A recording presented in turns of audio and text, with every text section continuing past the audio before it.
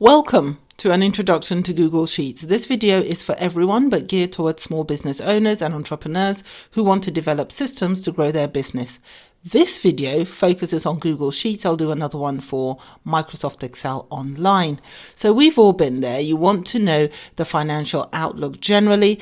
If I just estimate my costs, what sort of profits am I looking at? Like many of us, I did such a comparison on a scrap of paper. And if you look at the bottom left of the picture, you see my general expenses. And then just over halfway down the left-hand side, you see my income. This is great for a quick overview. But what if I lose the paper?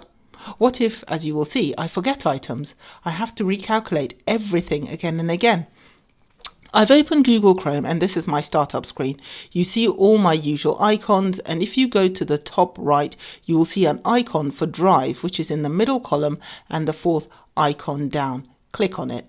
You see a display of my frequently used folders at the top and the files that I frequently use below that. Actually, while we're here, the Small Business Toolkit course is a course that I've designed that is filled with helpful information about small business pricing, strategy, marketing, budgeting, and profitability. As part of that, you download spreadsheets templates for your business.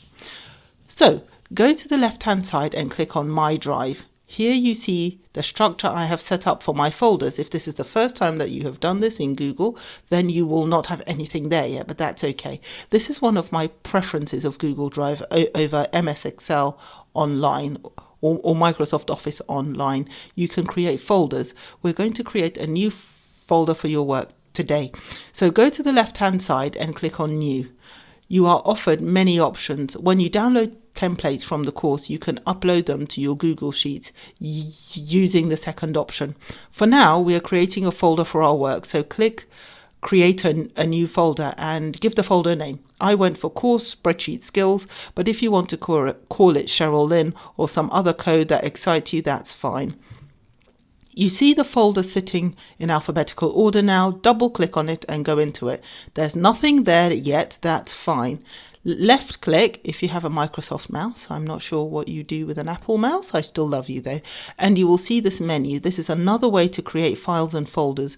Choose the Google Sheets option and the sheet will open. Voila. Well done for getting this far. There's a blue pane on the right hand side. Click the X button at the top and close it, maybe for another day. We are going to look at putting your handwritten budget into a spreadsheet. So here I've just typed the budget from my piece of paper into the spreadsheet and you can see it is looking a bit bare. More importantly, what have we gained? I could also have written this budget on a piece of paper and filed it neatly, then it would be safe. What do we get from a spreadsheet? Well, first let's make this pretty. So much on social media seems to be influenced by beauty, and I trust that this is no different. So first I give my spreadsheet a name, just click on the cell and type. Then I want to center the dollar sign. You see how I go up and I pick the orientation and center, but also then I want to make things bold, headings, income and totals. Now I also want to underline my totals. So I highlight the cell and I go to this box here, borders, and I want to underline at the top and underneath. So I do that and I do that twice. Great. So tutoring is my side hustle. And actually what's going to happen is that my shortfall is going to be made up by my tutoring income. That was why I developed the side hustle. So lots that you can do.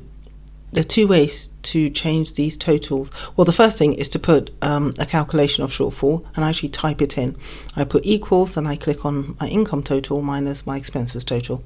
That's the first thing. The next thing I'm going to do though, my totals were typed in because I was on paper, but now I'm in a spreadsheet. I can have them as calculations. So I click on the sigma sum, highlight the cells, and now I notice that, oh, my salary's in the wrong row. Not to worry. Finish with my formula. Great. I'll have a total of nothing there, but not to worry, because then I'll come and delete that and type it in the right place and the formula will pick it up.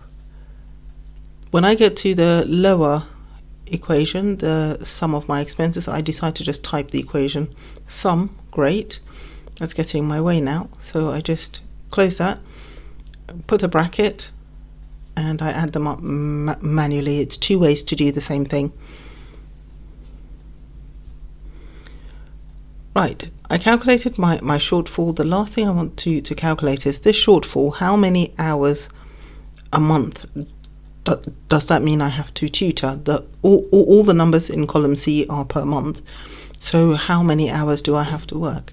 My rate of pay when I tutor is $40 an hour. So I've put in $40, and I'm going to take my shortfall and divide it by 40, by that cell. There you go. Oh, the calculation doesn't like the dollar sign, so I take it out. There you go. Because my shortfall was negative, my hours worked is negative, but actually you can see that it's 30 hours. Immediately I do this, I start seeing a problem arise, but my paid job needs 20 hours a week. My tutoring will need just under 10 hours a week. My time is starting to be constrained. Not to worry though, this is the big advantage of spreadsheets. Error correction, but also extension.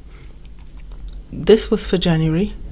I highlight that dollar sign, I move to the bottom right corner, and I can click and drag and everything is copied, but I don't want to copy January again.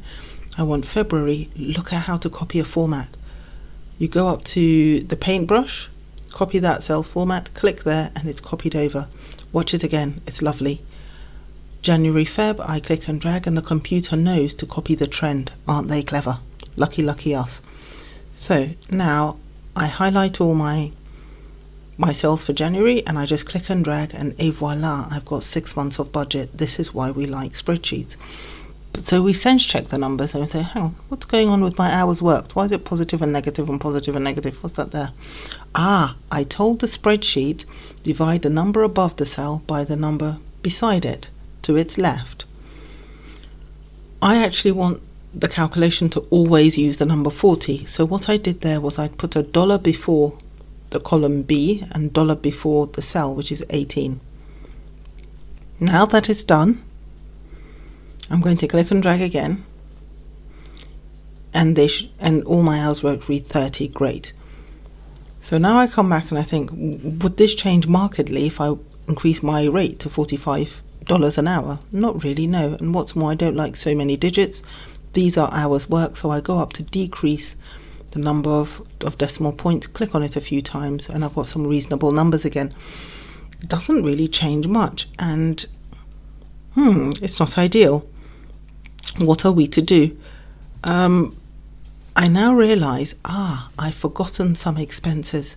I've forgotten insurance, I've forgotten Windows repayment I signed up for, and I've forgotten my Christmas savings. So this is the beauty of spreadsheets. I can just go up and click insert rows, and you might have to rewind and look at that, and I can just type these and put some numbers in. Again, the monthly amount is constant for insurance and Windows repayment, so I will just click and drag those. The Christmas savings, I'm just going to put a lump sum aside in June. This is lovely. This is really why we like spreadsheets. I'm going to zoom out a bit so we can still see my hours worked, but this is a big thing that we like about spreadsheets. All of a sudden, I don't need to be in June to learn from June. I can see in June I'm going to work 60 hours on tutoring a month, and that is just not feasible. June can be a very quiet month, so I'm just not going to get that work. And I can know this in January. I don't have to wait until June to be borrowing from relatives. Awesome.